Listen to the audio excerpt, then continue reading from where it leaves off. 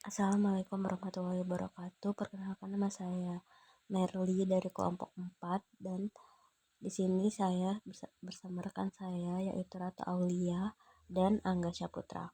Di sini kami akan membahas PPH pasal 22 tentang implikasinya dalam industri. PPH pasal 22 merupakan pajak yang dikenakan atas pemungutan pajak oleh bendahara pemerintah terhadap importir dengan tujuan untuk memenuhi kewajiban perpajakan di sektor tertentu.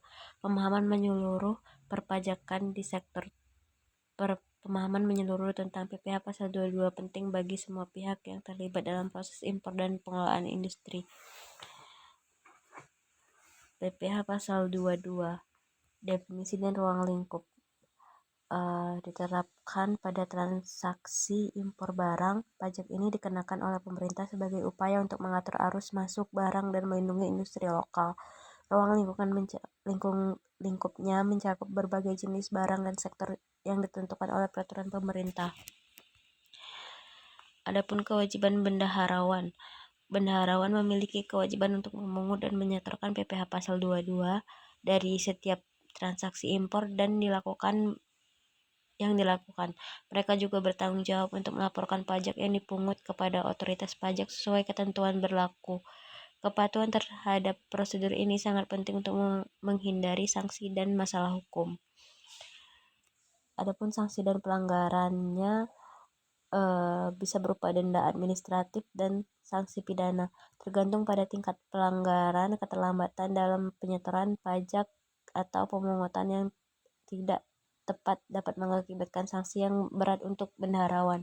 Oleh karena itu, penting untuk memahami dan mematuhi semua ketentuan yang ada untuk menghindari masalah hukum dan finansial. Prosedur impor barang mencakup beberapa langkah penting seperti pengajuan izin impor, pemenuhan dokumen yang diperlukan, pembayaran pajak yang relevan, dan pemeriksaan barang di pelabuhan. Penggunaan sistem elektronik dan portal perpajakan juga dapat mendukung kelancaran proses impor, memudahkan pemantauan dan pelaporan pajak. Berikut adalah pajak yang dikenakan saat impor. Saat melakukan impor, berbagai jenis pajak mungkin dikenakan termasuk PPH pasal 22, bea masuk, dan pajak lainnya.